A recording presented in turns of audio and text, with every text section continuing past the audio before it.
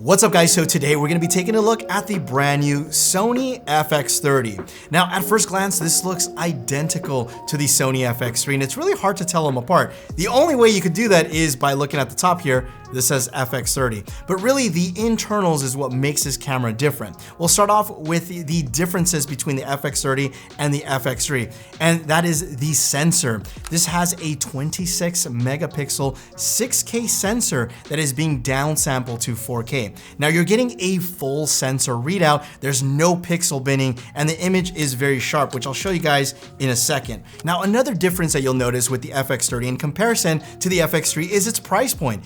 This is almost half the price of an FX3. Now there's two different variations that you can get with the FX30. One without the top handle, where you're looking at $1,799. And if you want the top handle with the XLR inputs, you're looking at $2,199. Something else that you'll find that's different with the FX30 in comparison to the FX3 is that this has some of the newer features that you find like on the Sony a7 IV, which is focus mapping and focus breathing compensation. Now, if you're not familiar with those features, for example, like focus breathing compensation is really awesome because if you use a lens that has a lot of focus breathing, so when you're rack focusing and you notice the edges kind of breathe in and out, this will actually compensate for that. So why did Sony make the FX30 and who's this camera for? Now, in speaking with Sony, they mentioned to me that there's this really large gap between new filmmakers and new content creators wanting that cinema quality, but in order to get to that cinema quality, there's a huge price point. So for them, this is kind of like the gateway, the bridge between getting cinema quality, but at the same time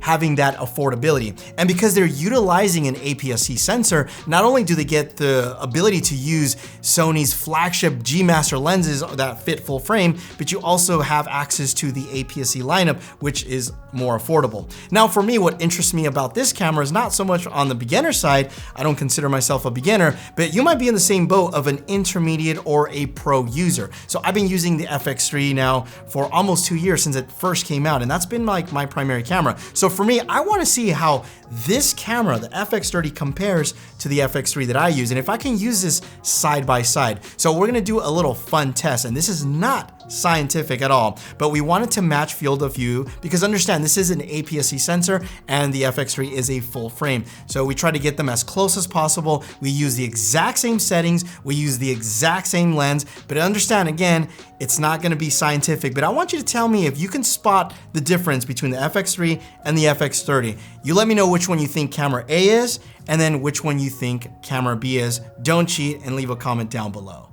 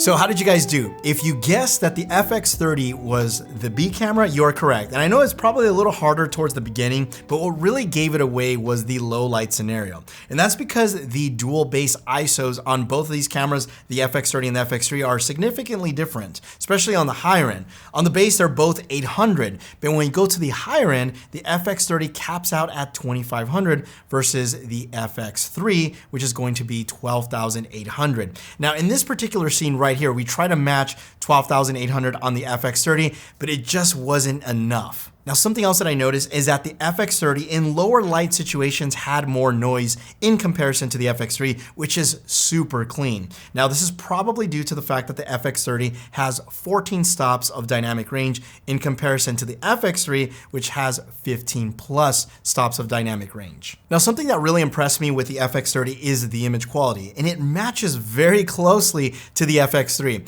Now, it's always going to be very hard to match the field of view, and trying to do so, the lighting is going to change, the angle is going to change, so the light itself is going to be a little bit different. But when we apply that same color correction, you'll notice that the image is, I would say, like 95% there, which is impressive because, and I hate to use this word, a lot of people can actually use this as crash cams or as a C cam. But yeah, I think this is actually something that I really like because for me, I actually want to use something like the FX30 as a top-down camera, and I don't have to go out and spend on another FX3, even though we already have here 3 of them in the studio. Now, of course, this wouldn't be a review without putting it through a real world production. And we love doing these type of tests to see how this camera would behave in such an environment. I understand that these are makeshift productions, but it also gives you an insight on how this camera would perform. Because a lot of times you will notice that, like for example, with the R5, when it overheated, we put it through a real world production and we found out that that camera is just not going to be good. Of course, they fixed that. But anyway, so this camera was left on the whole entire time. Did it overheat? These are things that we need answers to, and this is why we do them. So we headed over to our friends at Kondor Blue, who we love to partner with because they are awesome. And we did something at their studio, very simple, something a little fun, where everything was very low budget. For example, we didn't have a first AC. I was technically the first AC because we used autofocus lenses, and the way I was pulling focus was literally tap to focus. So it was very fun to do that. Also, we didn't use any gear that was out of the ordinary. Most of the lenses that we used were Sony, again, autofocus. We did use a Laowa lens, but that was just to get some creative shots. But yeah, that was basically it. And we did rig this up with the Kondor Blue cage because the dimensions are exactly the same as the FX3. But with that being said, let's take a look at what the Kondor Blue team and I were able to make.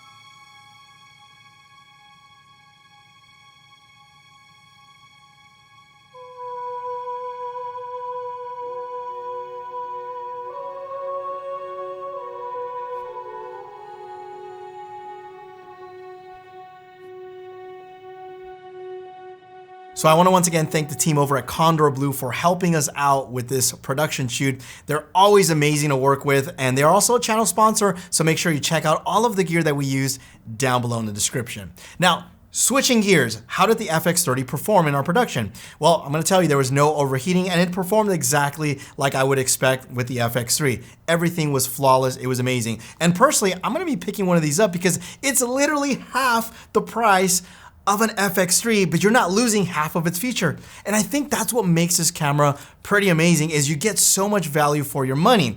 As somebody who already shoots with Sony, this camera makes sense. However, if you're a new shooter, if you're looking to buy your first camera, I think maybe is Sony too late to the party? That's really the question because there's already so many amazing cameras out there.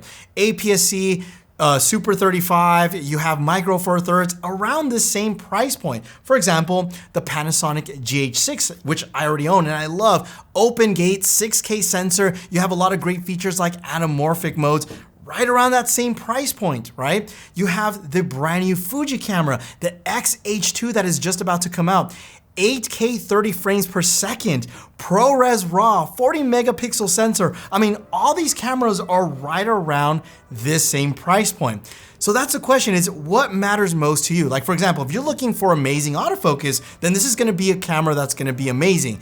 I would not pick this for amazing autofocus. So at the end of the day, what I'm trying to say is what an amazing time to be alive, to be a content creator. And you really have to find what matters most to you and what's important to you because not just because I'm buying this camera or another creator or YouTuber tells you, buy this camera, you should go out and buy one. Buy a camera that fits your workflow. And that's the most important thing. For me as a Sony shooter, this is the camera that fits my workflow. And occasionally if I need to do something different or with anamorphic, you know, I'll pick up this camera, but I do have that luxury of being able to do that. But as a new creator, I would say find a camera that fits your workflow and that's more important to you. But anyway, I think I'm rambling now. I hope you guys enjoyed the video. If you did, give it a thumbs up. My name is Armando. Thanks again for watching and you will catch me in the next one.